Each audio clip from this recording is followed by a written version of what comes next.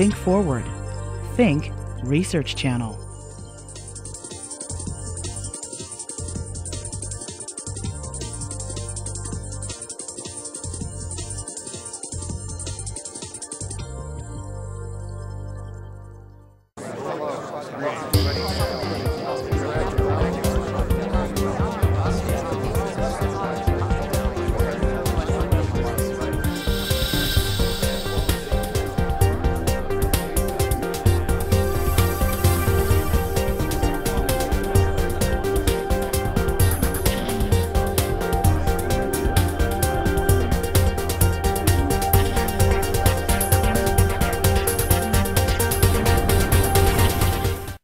The new 3 R's are upon us. Reduce your carbon footprint, reuse, and of course, recycle. New reports document the impact of fossil fuels, carbon footprints, and energy consumption on global warming. Going green can help reduce the effects of global warming while also generating significant savings. But what does it mean to go green with information technology? What can colleges and universities learn from the green practices and new technologies deployed in the IT industry and across the corporate sector? Welcome to Ready to Net, a series of programs focused on the role of information technology in higher education. I'm Casey Green, the founding director of the Campus Computing Project, and your host for this Ready to Net program on green computing. Joining us today are industry and education leaders who are addressing the issues and the benefits of green computing. Campuses are exploring and deploying other green solutions such as innovative telecom services and telework incentives, as well as energy reduction as part of efforts to work smart and work green. Today's program has 2 segments. We'll begin with a conversation highlighting the green computing initiatives at 3 institutions. Our second segment includes a conversation among industry representatives and a campus chief information officer about new technologies and best practices that are migrating from the tech industry and corporations onto college campuses. I'm pleased to welcome as panelists for this first segment of Ready to Net, John Garvin. John's the Associate Director for Information Systems at the Johns Hopkins Bloomberg School of Public Health in Baltimore. Vijay Murali is the Vice President and Chief Information Officer at Washington State University, and Rich Cizik is the Director of Computing and Telecommunication Services at Bryant University in Rhode Island. I'd like to welcome you all to Ready to Net. Thanks for joining us today. Thank you. Vijay, you're on a campus, you've been on a couple of campuses as CIOs. Each year seems to bring new technologies that demand more energy from the campus. The clock, the coffee radio, the clock radio, I'm sorry, the coffee pot, the electronic typewriter, common to dorm rooms and faculty offices a generation ago have been replaced by cell phones, laptops, iPods, gaming devices, microwaves, refrigerators, a whole run of things we just didn't have not too long ago. How does a campus balance and promote energy conservation in this era of wired and connected devices? What are you doing at Washington State? Well, first of all, our young students are going to bring more and more technology, so we can't really stop them from doing that. I think first it has to start with an awareness. Green computing is rather new. Second, I think we need education. What does this all mean? And third, we need leadership from all segments, from our faculty, staff, and our leadership of the institution. And finally, we have to implement best practices that provide that kind of green computing on a campus. Do you have a sense that students are green aware but not behaving green as they arrive on campus? It's interesting you should bring that question because our biggest proponents of green computing are our students. In fact, our student president and our regent, our student regent, have actually come and lobbied on behalf of green computing. They are so behind that they're willing to support it with resources. That's great. John, at Johns Hopkins, it's a large university, lots of independent moving parts in one sense, complex organization. How are you and your colleagues at Hopkins helping to address energy issues and conservation? I think Vijay hit the nail on the head with the awareness. Raising the awareness of green IT initiatives is where you start. The president formed a task force on climate control, and with recommendations from a sustainability committee that was formed, including faculty, staff, and students, raising the awareness, developing the plans to address going green and climate control in a university environment. Do you find that there's a receptivity to the recommendations, or is it a matter of having yet another committee report and another document? How widely are the practices recommended by the committee being deployed? Absolutely, there is a receptivity for it, but it takes time to implement. And what the Sustainability Committee is doing is taking the best practices that are used across the institution, collaborating with one another to see where there could be additional advantages throughout the rest of the campus. Quick example of one or two of those best practices. Recycling of old computers. We're in the process of generating an RFP to which the entire institution can participate in the green disposal. And you're talking potentially about thousands of computers a year Absolutely. at Hopkins, as it would be at your institution as well, right, PG? Yes. Okay. And Rich, I know you've got a story to tell at Bryant about an energy and conservation initiative that I understand was very assertive in moving forward with students and faculty as well.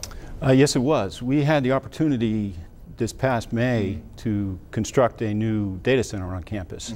And we took that opportunity to be very environmentally conscious as we went out and looked at the design and the review and actually the construction of this center. We had a theme that we sort of went by. The theme was pretty much consolidation, virtualization, and optimization. And optimization in the sense of space, power, and cooling. We at Bryant were sort of in a decentralized computing architecture, which with consolidation, we went back to a centralized approach. With virtualization, after our consolidation, what we did is we looked at our workloads, and we saw duplicate workloads, which we then eliminated.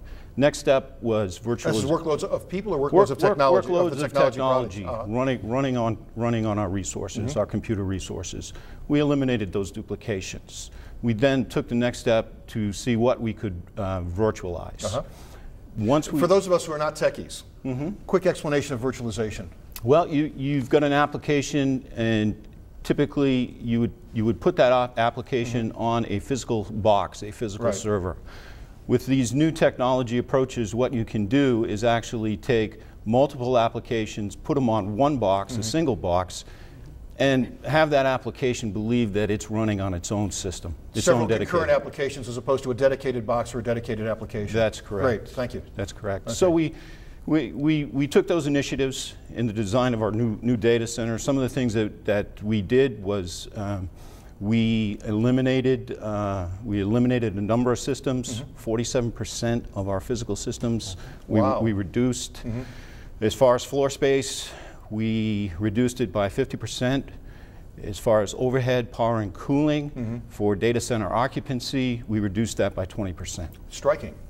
Has that also, just in terms of the one initiative, has that also spread to other parts of the campus as a model that is carried forward? We are trying to take those best practices that we've developed or adopted inside the data center and move them out across campus. That's correct. Let's put this in a large context. Energy conservation is not a new movement. You know, I as I recall, as an undergraduate too many years ago, in the wake of the energy upheavals of the early 70s, campuses moved their calendars around. Campuses in the part of the world where at least where you live, Rich, you know, got rid of December. Instead of coming back for 2 weeks, you know, they would mothball campuses for 6 weeks, part of saving energy costs. But the new tone and tenor now is not just energy conservation, but it's also the environmental issues as well. It's good practice, it's good work. 492 college presidents have signed essentially the American College and University President's Climate Commitment Statement. And the initiative is committing campuses to sustainable energy, both in best practice and curriculum, in a variety of other areas. For the three of you who represent different types of institutions, different environments, different climate zones, what happens after the press conference? What happens after the photo op? So the president signs the pledge, commits the institution to these standards, you know, but we've seen lots of instances where presidents make these commitments and ultimately it's left to a lot of others to do or not to do. John, let me go back to you in terms of Hopkins. I'm not suggesting, I don't know if Hopkins has signed the pledge or not, but you know, what happens beyond the photo op with the president?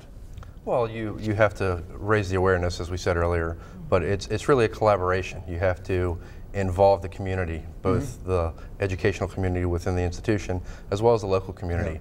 The education of it, the strategy for developing the plans really needs to be across the board.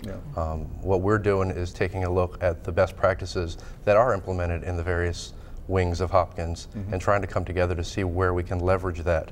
Where can we leverage our expertise in technology, in research, and provide solutions to the issues that are worldwide. Yeah, PG, it's not an algorithm, but you know, it's some of the stuff you can do by mandate. Two-sided printing, other kinds of things. Some of the stuff you have to do essentially by education and cajoling. What's the balance between the two as you think about the conversations you're having and the leadership your group's trying to provide for Washington State? Well, let me give you an example that might illustrate the question that you're asking. The governor of the state of Washington has really been a leader and in the forefront of this green movement. And she's provided resources so universities and communities can come together and write grant proposal. One such grant was funded in Pullman called the Green Alliance. And that group is working with Washington State University in putting together a center of excellence where they do research in these technologies. And what they do is they take the old model, they come up with research new models, and then they make all of those results available. Washington State is participating actively in that research process. So there's active participation on one hand, and some of the other facets have to go hand in hand. I don't believe there is process 1, 2, and 3, and 4. I think they all have to go hand in hand. John and Rich, you don't. You're both represent private institutions, independent institutions, so you don't have the necessarily in your states the kind of benefit of a governor who's behind this and also providing incentives to the legislature. So it really becomes more of a president than a governor. Again, from the president's mandates to the behaviors, how much can you actually mandate in terms of the change? Two-sided printing, some other kinds of things that by edict. How much of it really becomes by cajoling and user education, John? Well, I think that once you have the strong leadership support behind it, other people fall into place and support it. And this is an initiative where a lot of people are interested in it and interested in doing the right thing. So it's not a hard sell? So it's not a hard sell, as many people would think. The tough part is finding out where the low-hanging fruit is. And once you get the low-hanging fruit out of the way, what do you do to sustain it beyond that? You know, the double-sided printing is low-hanging fruit. Power efficiency and virtualization is something that all the universities and all private institutions are looking into and doing. That's a low-hanging fruit, but what do you do after that? And that's where we're trying to focus some efforts. Well, actually, that's a good point in terms of the activities that you've experienced at Bryant, Rich. You know, it sounds like you just blew away a lot of low-hanging and even mid-hanging fruit in terms of the numbers that you were telling us about before. What's Act 2?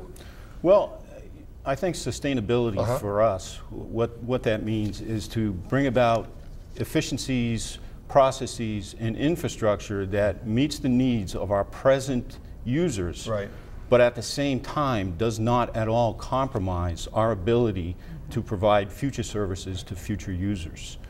You know, I think there's two key points in IT that we're going to focus on. One is utilization levels, and the other is automation. That's things that automation is something that IT can bring to the table for a lot of departments. When I talk about utilization levels, if we can drive utilizations higher, we can get more work out of existing infrastructure rather than building new infrastructure. All three of you represent campuses that are, for the most part, if not residential, at least commuter. Kids, students, you know, your largest part of your populations are on campus, and yet we also know that the corporate sector is looking at telework, you know, computer at home as opposed to a computer in the office. Higher education has looked at distance education, but it is looked at either as a service issue or it's looked at as a revenue issue. Does this now become a green issue in terms of distance education as well? In one sense, the part of the added incentive for moving, in one sense, is now, oh, we can not only serve larger audiences, but we serve larger audiences with less energy consumption, or we offload the energy to somebody else. We're not providing it. It's at individual homes. Vici? Well, I'm not sure that the energy consumption is any less just because you're doing distance education. A few students don't come to campus, but the institution still has to provide those basic services that are going to live in your data center. That doesn't go away. And so when you you have to be online at 2 o'clock in the morning, perhaps for a larger population. Exactly. I mean, it's a 7/24 operation at that point. The expectations are much higher than if you were a residential campus. So I think our green conservation efforts actually have to be redoubled when you go the distance education route. What are some, I want to come back to this notion of the low-hanging fruit that John introduced. Beyond virtualization, beyond the energy stuff, I mean, what are some of the hardest targets at that next level as you think about them?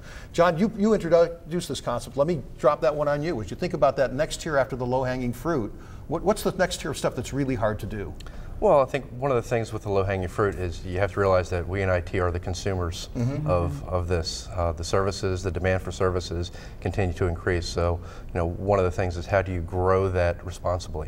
The virtualization actually ties into that. But beyond the IT needs, you know, how do you sustain this as an institution, as a world group, the efforts that you undertake affect not only the local environment, but affect everyone. The distance education is one way of raising that awareness and the education throughout. Part of the low-hanging fruit, printer cartridges. I mean, you think about a college campus with faculty offices, administrative offices, recycling, other kinds of stuff. How aggressive are the efforts at Bryant? Well, I can give you another example that we consider low-hanging fruit, and that is student email. Why should we build infrastructure to supply a service like email to students when there are services available for free? And we could actually, so when we think about green initiatives, it's not only being efficient with what we deliver, but it's also what can we shed? What services can we shed? And email is actually a very good example. I know some data from Student Monitor, which actually surveys traditional college students, 18 to 22-year-old full-time undergraduates at four-year colleges. The typical undergraduate these days arrives on campus with 3.4 email accounts, Hotmail, Gmail, some kind of mail.something, and an identity before they become Susan Smith or Stephen Jones at acme.edu. And yet some campuses feel an obligation still to maintain that for other reasons. Well, I'll tell you, this is a great conversation because we as a leadership team have made the decision that we are just going to be a pass-through email provider because our students still want the cachet of a university.edu email address on all the way much later in life. So we're going to give them that, but we do not plan on hosting that email on our campus, and we are in discussions about how to do that. Okay. So. And similar, again, John, let me go back to Hopkins. Are you talking about email as well?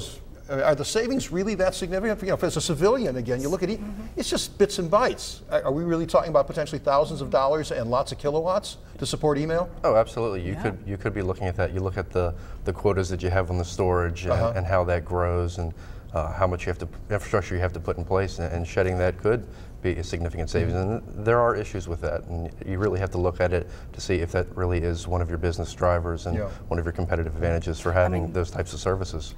There's actually other reasons too, not just green reasons to do that. It's also you just can't keep up with what the industry is providing. I mean, the unlimited quotas, and our faculty and students are constantly demanding. We can't keep pace with that.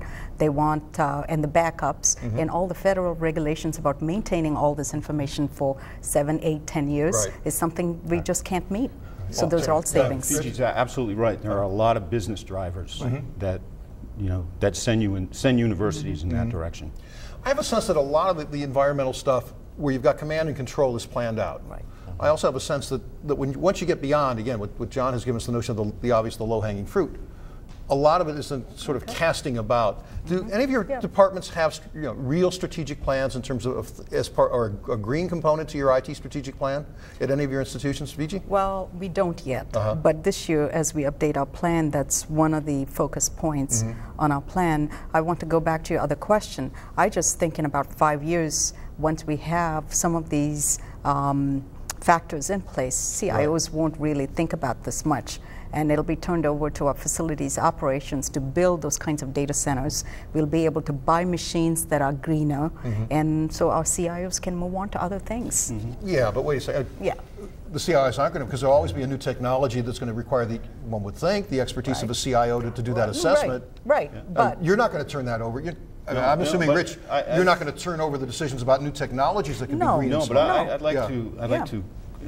The point that VG raises is very good, because on university campuses, there's always been a gap between IT or IS and facilities.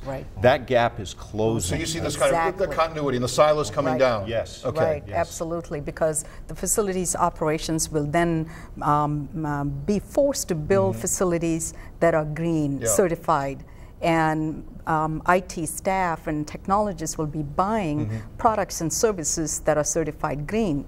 And CIOs can then move on to thinking about the future and the new technologies, which is really the place we want to be. John, I'm thinking about a place like Hopkins, large like Washington State, at the same time probably even more autonomy on the part of the individual units. I realize you're with public health, but hospitals, research labs. Hopkins, I believe, is the largest recipient of federal funds for research. The kind of environment that Rich and VG are talking about in terms of this continuity, are the moving parts and these fiercely independent parts of Hopkins going to fall into that as well? at large research universities? I think they will. I think once the plan is put in place, you know, the President's Committee on the Climate takes the recommendations from the Sustainability Committee. Our school's already, our revision of our strategic plan already has sustainability throughout it. And we even have a curriculum that's dedicated towards it in the School of Public Health. What questions aren't we asking about going green? I mean, what are the 2 or 3 things that, as you think about next year kinds of issues, that we should be asking that either we don't know to ask or we just haven't gotten to? VG, I see you're kind of puzzled by this. John, you were nodding. Rich, help me out with a little bit of this. You know, I think we touched on this in early questions, but I really think that it's going to be attractive marketing for students. A green campus, if it isn't already. It is. If it isn't already, and you know that tells me that there's going to be a downside if your university isn't. So there'll actually be a penalty for not. Yes.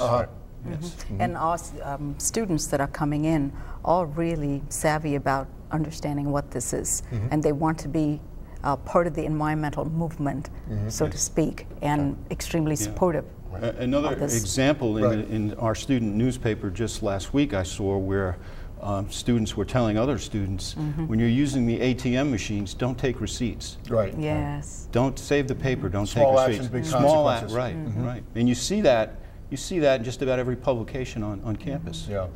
Other kinds of things. Again, these kind of next year questions that we need to start thinking about that we haven't had time to ask or don't know to ask. Well, you know, as the companies build these technologies that are supposedly green, we don't know what the life cycle is going to be for those technologies, and they need to make sure that it's long enough and can be recycled, because some of the newer technologies, fuel cells, we don't know if they're biodegradable. That's the downside, for example, of fluorescent lights. Exactly. Good news is lots of cheap, long energy. The downside is the mercury. It really comes down to a balance of services provided and doing it responsibly.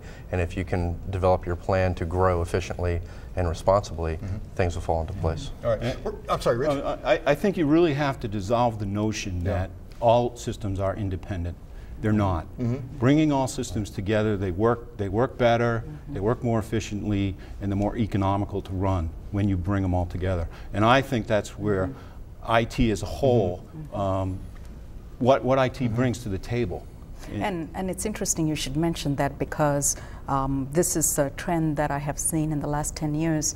On our campus is highly distributed. Everybody has their own machine room, does their own thing, and I can tell you in the last year that tide is turning because of the consumption and the maintenance. To begin to think about so now, break out of the silos. Now they're looking at a machine room like a garage, where they can actually just park their machines, and they get the 7x24 and the power and the cooling and the service and everything else. That's exactly one of the things that we did too, is we built a consolidated departmental server room so the academic units could take advantage of that. So, you know, data centers weren't popping up all around the building. We're going to have to end this segment of our program, but I want to give you each at least an opportunity for one quick last comment as you sort of think about where we've come from and where we're going. Last thoughts. Yes. VG, yours. 5 years from now, we'll be talking about something else, because it'll become the purview of other people on campus. Okay. John? Well, I think again, it's not one thing. It's a series of a lot of initiatives that will contribute to the campus going green, and continuing that and sustaining that throughout the duration is what's going to lead to going green. Rich, you have the honor or the distinction of making the last comment for this segment of the program, a last thought about green issues, either looking back or looking forward? Well, I guess my last thought is, even though a lot of our initiatives are business driven, you can still make green a byproduct of that. And a good byproduct. Yes. Great. Well, my thanks to the three of you panelists: John Garvin from the Johns Hopkins Bloomberg School of Public Health, Rich Cizik from Bryant University, and VG Murali from Washington State for this conversation about campus practices and going green. Following a short break, we'll come back to essentially peer through the green looking glass for industry and campus perspectives on the impact of green computing.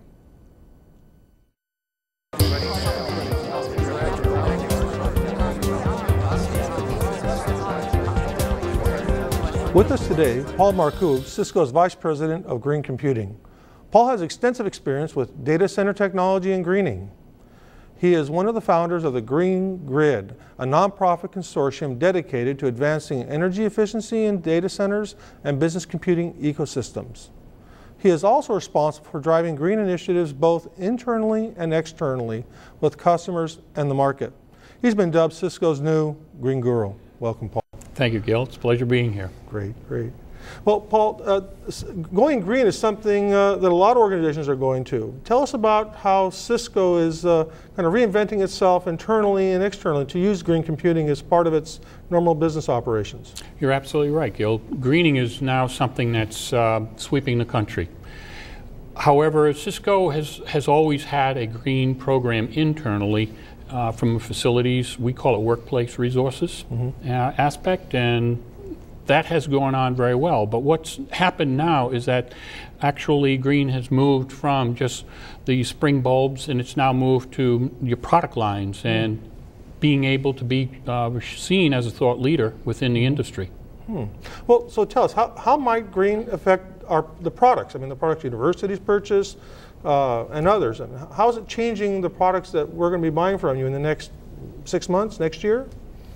Be changing a lot. Right now, Cisco is working collaboratively with many universities, MIT, Caltech, UCLA, Stanford, UBerkeley, in developing the future generations of products.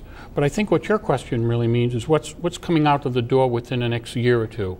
Well, what you'll be seeing is products that are more energy efficient, but also have a modicum of intelligence, so that now we can begin to talk to these products. Because if you can't essentially manage them, you'll never be able to have anything, any kind of energy management system that will be able to essentially take effective action. So the network today is pretty much managed by IT organizations. What I'm hearing is that maybe Cisco is going to help us connect the network to our facilities folks? Absolutely.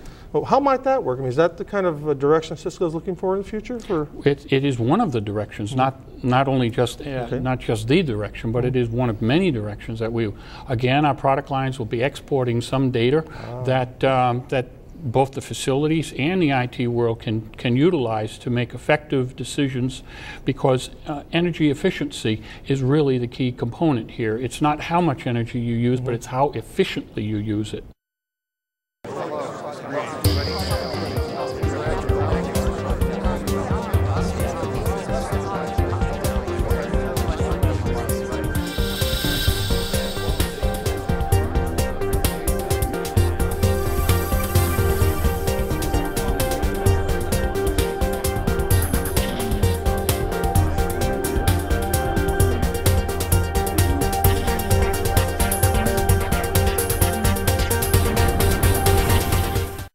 Welcome back to Ready to Net. In this segment of our program, we'll explore how firms such as Cisco, Verdiem, PG&E, and VMware are taking the lead on green computing. Joining us to discuss energy reduction and smart technologies are Mike Andrews, Vice President of Sales at Verdiem, a company focused on reducing power consumption of Windows computers by managing uptime. Mike, thanks for being with us. Bill Dunkel is the Senior Project Manager, High-Tech Consumer Energy Efficiency at PG&E. Bill, thank you for being here today. Rich Pickett is the Chief Information Officer at San Diego State University. Rich, happy to see you again on Ready to Net. And Rob Smoot is the Group Manager for Product Marketing at VMware. Rob, thanks for being with us as well. Good to be here. Bill, I'm going to start with you. So PG&E, obviously, very large energy company, one of the largest in the U.S., and your business is selling electricity to both consumers and corporations, as well as colleges and universities. But you've been reinventing yourself as a green company, both in terms of internal practices as well as the way you interact with your clients. PG&E provides incentives for homeowners to replace refrigerators, dishwashers, and other household items with more energy-efficient appliances. What kind of incentives that we as consumers don't see does PG&E provide to its corporate clients that would seem to be similar? Well, we have, just like you said, there's the rebate programs for residential. We also have identical things for businesses, colleges, universities, industrial. So if I'm a college or university, or if I'm a firm, I get a rebate for my dishwasher or for a washing machine. What kind of a rebate would I get if I'm a large firm or a college or university? You probably look at your lighting, for example, swapping out your lights, HVAC motors, things like that. Those are probably most common things. HVAC for those of us who are... Sorry. Heating, ventilation, and air conditioning. Got it, thank you. All that mechanical stuff.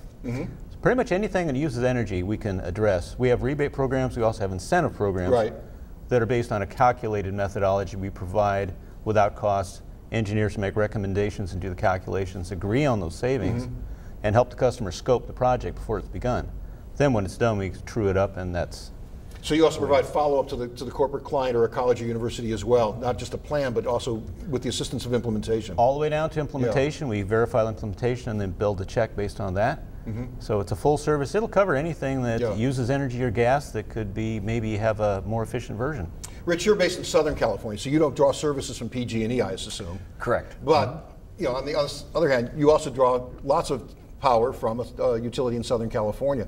Are you finding that beyond PG&E, other where you are in the state, also these same kinds of issues and opportunities? Yes, San Diego Gas and Electric does provide similar rebates, and we also have our own cogeneration plant. Right. So the vast majority of our power we generate ourselves. So in a lot of cases, it's important for us because we're paying directly for those resources to power our plant. So it's a very similar manner. Great. Mike, your company is involved in helping campuses manage, and corporations, of course, manage the computers that they have on site. Tell us a little bit about the technology that you're bringing to market. Sure. So what we do is we centrally manage the power states of network PCs, and in doing that, we can set up by user group, by power profile, time of day, day of week. We're able to maximize the energy savings while doing nothing to impact user productivity, and that's a key element of this marriage of IT and energy efficiency, is to make sure that the user experience is still very positive. Another element we have is the ability to measure and verify the savings. So down to the kilowatt hour and the dollar saved, we can actually verify it, and it's been third-party verified, and that generates rebates and incentives. PG&E, San Diego Gas and Electric, SCE, all will either through incentives or rebates pay for the majority of the software. So it's really a win-win all the way around. Is that a technology that sits on my computer in an individual office as well as perhaps 50 or 100 computers in a lab? Yes, there'll be a small amount of client code, and then there's a server, but again, from that standpoint, it's very lightweight. It's not a big impact on the system in terms of resource and overhead. So for example, as a faculty member, if I leave my office and by chance leave I've got something running. Sure. It's done after an hour, but I don't come back for several hours. Sure. Smart technology that you provide will take care of that. Or the same thing in a lab at 2 o'clock in the morning? Sure, yep. Great. And savings typically? Savings in dollars can be anywhere from, depending on usage, energy rates, and the configuration of the machines, can be anywhere from $25 to $75 a year, and ranges from 200 to 400 plus kWh. So you add that up over tens of thousands of PCs, that's real savings. Sounds like the kind of thing that a lot of campuses would be interested in. Absolutely. Yeah. Do you have a large installed base for campus clients? Yep. Great. Yep. And Rich, let me turn to you as well. What you mentioned, you own a power plant at San Diego? Yes, we have our own cogeneration plant. And that serves how much of the campus? The vast majority of the campus, and we use the utility company to feed us when we need additional power if our plant goes down. Great. Is that actually under your domain as the IT office, or is that physical plant? No, that's under the physical plant. They operate that, and it works well because it gives us two sources of power. We have the feeds from our plant as well from the local utility, so if we have problems with either one, it gives us some redundancy. You know, college and universities are different than corporations. Different types of clientele, faculty and students have different work hours, autonomy, they go back and forth, they're mobile. As you think about sort of two categories in a college and university, you've got students and faculty as one group, you've got the stuff that the university owns, the computers and servers that are either in faculty offices or actually in administrative offices, which may have a more routine work schedule, or all the stuff that's behind the wall, the servers and the infrastructure. What's the sort of the politics and sort of some of the management issues in sort of dealing with those two different groups of clientele and stuff that's on the network and sucking power, consuming power? Yeah, it's a little different. We have, for example, for the last several years, for our desktops and the computing resources in the labs, we've used operating system controls to shut them down in the evening to reduce savings, or excuse me, to increase our savings. On the administrative and research computing, and we have a large university, San Diego State, it's distributed across the campus. And so it's a little bit more challenging. Some of the things that we've done so far is an increase in the use of virtualization servers, the increased use of blade servers to help reduce our footprint, to help both energy and resources. And what we're looking at now is what are the next steps? And we believe one of the primary areas is going to be working on our data center to redesign it so it's more efficient before we put additional resources in there. Yeah, but I'm kind of thinking again, in part, product that you bring to market, the concerns. Faculty don't like to have people in their boxes, even if it's just a couple of lines of code doing power management. Do you find that there's some pushback on this in terms of either the faculty clients that you're hearing from, or Rich, in terms of what you're hearing from faculty in terms of these kind of power devices? Well, for the administrative areas, it's easier to control. The faculty, their hours, their work, their research, and so forth, it's harder to have software reside on computers that will shut down or affect them in some way or another. But many universities already have centralized software that they push out to campus computing, including faculty, with antivirus, patch management. So we're looking at other things that might help affect that. But it is much easier when you're talking about the kind of command labs, and control. the labs and the core administrative computing. Mike, are you finding your campus clients are different than your corporate clients? A little bit, and I think part of what we have is the ability and the flexibility in the software to set up different groups, and if there are a set of faculty who don't want to be part of saving, then we can set them apart. So we build in that flexibility, and that's critical regardless of what segment we're working with. Okay. And Rob, VMware is synonymous, of course, with virtualization. We heard a little about it in the last segment of the program. Rich mentioned it as the kind of the next wave of technology that's not only smart but green. I mean, for those of us who live in the campus sector, and we hear college presidents in every downturn tell us, do more with less and do it better. It sounds like that's what virtualization does. Tell us a little more about how this actually works and what this really means. Sure. So virtualization helps our customers in many campuses to right-size their IT infrastructure. That's the way I like to think about it. We do that through consolidation. You put the software on a PC or on a server, and you're able to consolidate multiple virtual machines with different operating systems on the same physical machine. In some cases, 10, 20, 30, actually it's pretty typical, about 10 virtual machines to a physical server. And you can get as many as 20, 30, 40 virtual machines depending on what you're running. And so the energy impact of that is fairly obvious in just replacing physical servers with these virtual machines. And so that's one way. And another way is by, we have a technology that allows running virtual machines to move from one physical server to another. And so this dynamic movement of virtual machines across a pool of servers, we can monitor those servers and shut down the physical servers that aren't needed. So monitor them over a period of time, and if the servers aren't needed at night or over the weekend, for example, those physical servers are automatically shut down and then brought back up when they're needed. Bill, I notice you're nodding. I understand PG&E is a big fan of virtualization. In terms of what difference it's made in your own internal efforts to go green. Can you say a little bit about that, or is that in a different domain? Well, it is a different domain for myself, but we are embracing virtualization. And it's, well, if you will, it's a slam dunk kind of solution. If you can do it, if you can share your resources, you're making those machines work a lot more often. But if they're not working, they're sitting there drawing power just the same. So it's a great thing to go. We try to do what we encourage our customers to do. It really sounds like, in one sense, the products that Mike, that you're bringing to market with Verdiem and VMware, it's kind of extensions of what parts of a continuum. The kind of power management on one end and smart technology on the other in terms of a command and control over both ends of the system.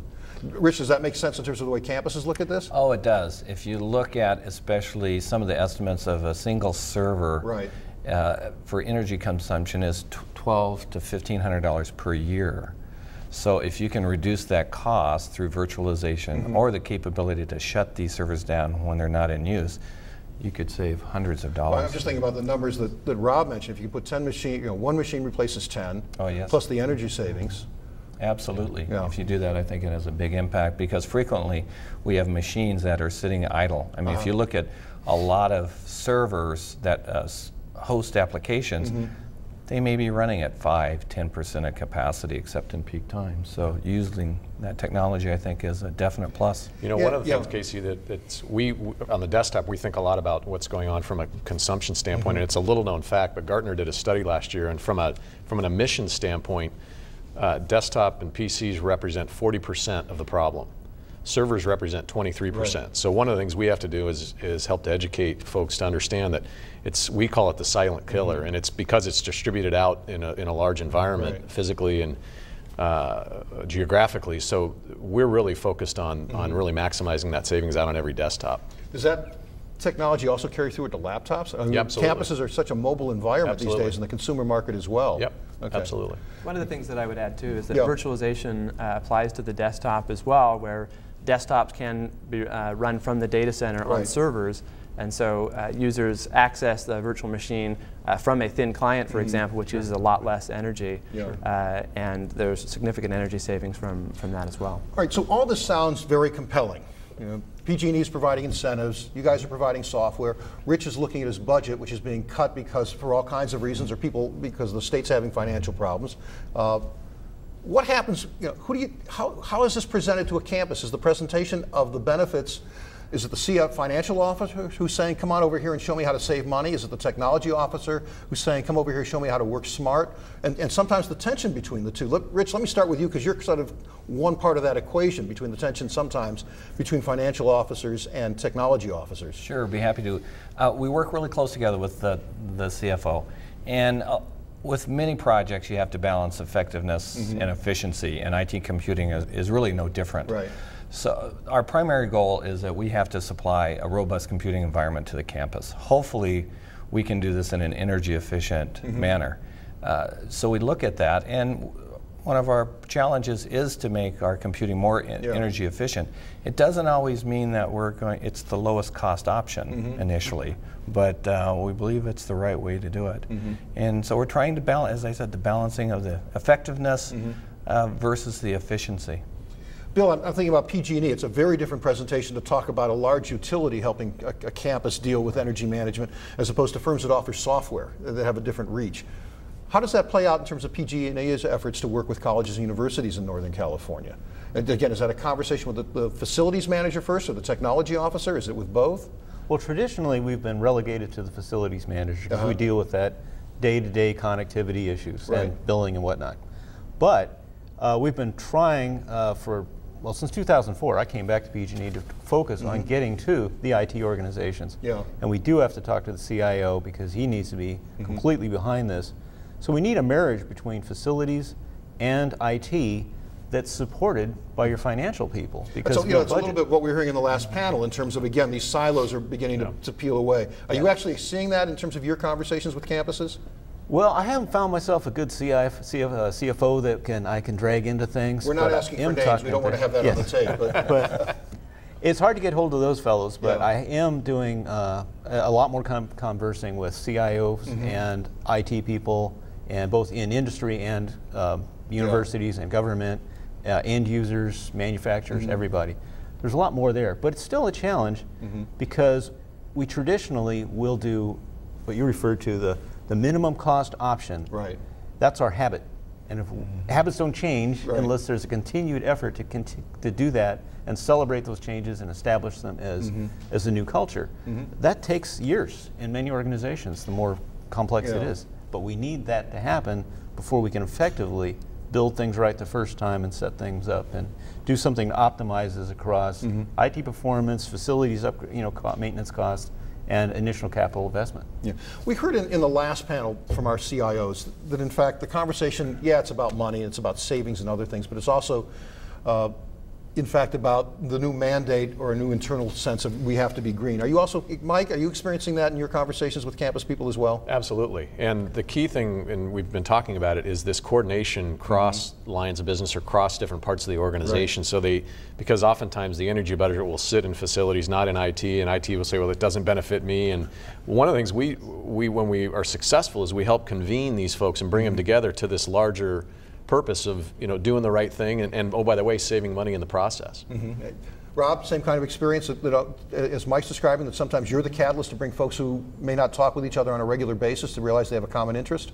Yeah, we've seen a lot more interaction between IT and facilities in the last year or so, especially. And clearly, we have conversations with CFO and the CIO. CFO, from an energy cost perspective, it's starting to become a more material line item on the overall company's budget, but more importantly, just the space in the data center. As you look at a data center that's maxing out its capacity and the need to build out a new data center, these investments can be hundreds of millions of dollars. And so, of course, for a CFO, it's the cost element, but also just the operation of the business and the IT infrastructure. We find that the solutions to energy efficiency must be provide the performance and the reliability that IT requires and that the end users require. So ultimately you need a solution that doesn't hopefully cost too much more and also provides that level of performance and reliability that they expect. Yeah, Rich, we in the campus community, we get sometimes caught up in short-term issues, particularly in down economic cycles, because we're in one sense protecting our budgets or protecting our budgets from the kinds of cuts that occur in different ways. Certainly the kinds of the conversation that we've been having with Mike, with Bill, and with Rob about the products and the services they're bringing about cost savings and smart technologies can be compelling at that initial presentation, and other providers as well. We're going to use smart technology to help you save X. That looks like but in one sense that can often be perceived at a campus as a short-term savings. How do we go from a short-term to a mid-range and long-term strategy? I mean, do you find that that's a problem as you talk with your CIO colleagues and also the conversations you have on campus? I think everybody understands at this point that we have to find ways to become more efficient. And so it hasn't been much of a challenge. So what you need to do is develop these long-range plans, and hopefully that they'll work for the short term. This is obviously an issue we're going to be have for many, many years to come. I mean, if you look at computing resources are increasingly required by our operations. Yet we live in a world of finite resources. Right. And so I think it's imperative upon all of us, if we don't proactively come up with solutions, external factors will force decisions upon us that we may not be in our best interest.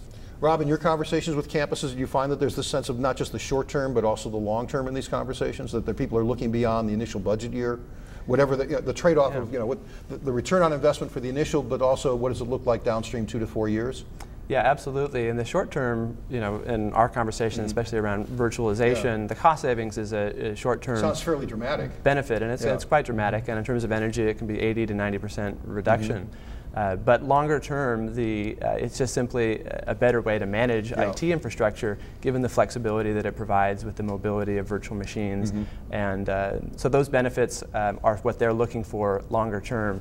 And although they may look at the cost savings up front, that's increasingly what they're focusing on and looking for a more strategic architecture for the data center and for how they manage their desktops as well. And Mike, same question to you in the sense of the conversations you have, those savings are fairly dramatic. Yep.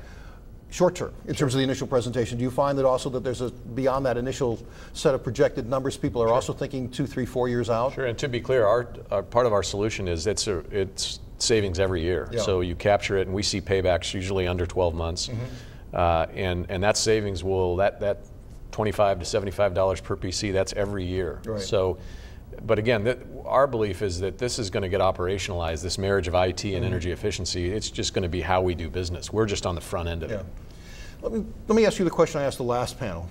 What are we missing in this conversation? In one sense, the four of you represent, you're touching different parts of the IT enterprise as providers or the person directing that enterprise, Rich. We're all caught up in short-term issues. What's missing in this conversation in the relationship between technology providers and essentially the utilities that are bringing these services to campuses, Bill, and where we should be thinking about one step beyond, in one sense, beyond the low-hanging fruit?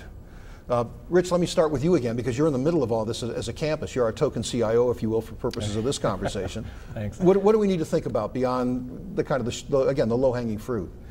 I think it's a broader awareness of the issues and a reprioritization of projects to be able to accomplish this. Because, as you said, there are some low-hanging fruit. You can do some virtualizations, you can shut down computing and so forth, but I think we have to go beyond and say, how can we do business differently?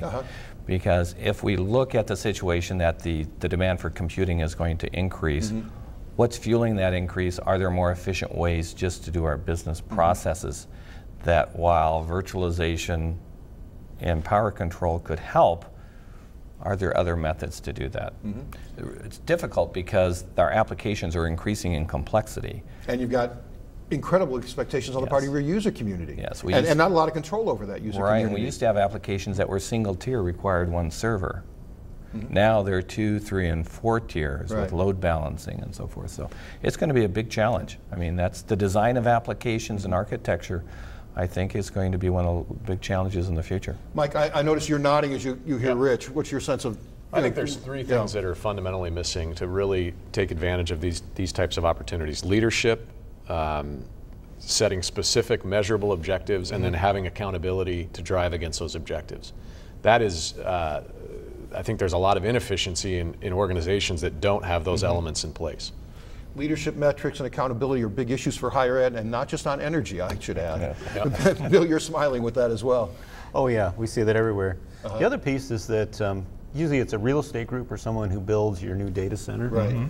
And they want to do minimum cost, and they have habits and standards and all these bidding procedures that do not necessarily allow you a choice to tell your facilities guy, you're saving $1 million in energy, okay, I'm going to put some money into your project. These are the leads and other kinds of stuff. That kind of concept, right? Yes, and that's, we have to push that. Rob, again, you know, what aren't we asking that we should be asking in these issues that drive them?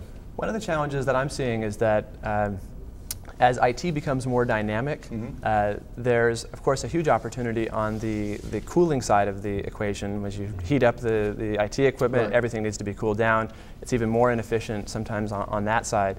And so I think going forward, we're going to see more integration from the IT side with the site infrastructure, the physical infrastructure that does the cooling and ventilation, and be able to respond more dynamically to how the IT load is changing. Great. All right, well actually we're at the end of our time for this segment of the program, and it's gone very quickly. My thanks to the four of you for joining us today for Ready to Net. Bill Dunkel from PG&E, Rich Pickett from San Diego State University, Mike Andrews from Verdiem, and Rob Smoot from VMware. It's been a very interesting and engaging conversation. Thanks to the folks at public broadcasting station KTEH in San Jose for hosting this program. We also want to thank the corporate sponsors of the Ready to Net series for supporting our efforts to provide you with these Ready to Net programs. We hope you have found this program to be useful and informative. You'll find additional information and resources about this and our other Ready to Net programs on the Ready to Net website, www.csumb.edu/ready2net. For all of us at Ready to Net, thank you for joining us today.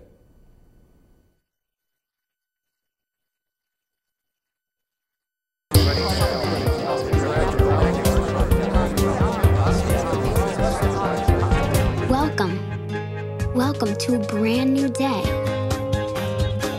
Welcome to a place where books rewrite themselves, where you can drag and drop people wherever they want to go, where maps are rewritten, and anyone can be famous, where we're more powerful together than we ever could be apart. Cisco. Welcome to the Human Network.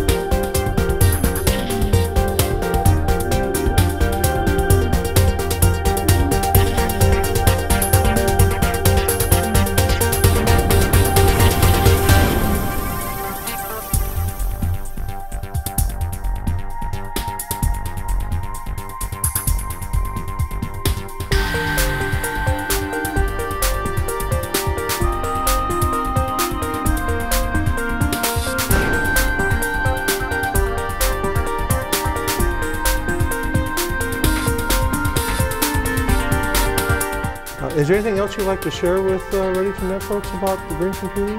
Well, green computing is, like I said, it's really a social aspect. Okay. So to understand it and to have the taxonomy, to have the language, we need to understand it from a social aspect.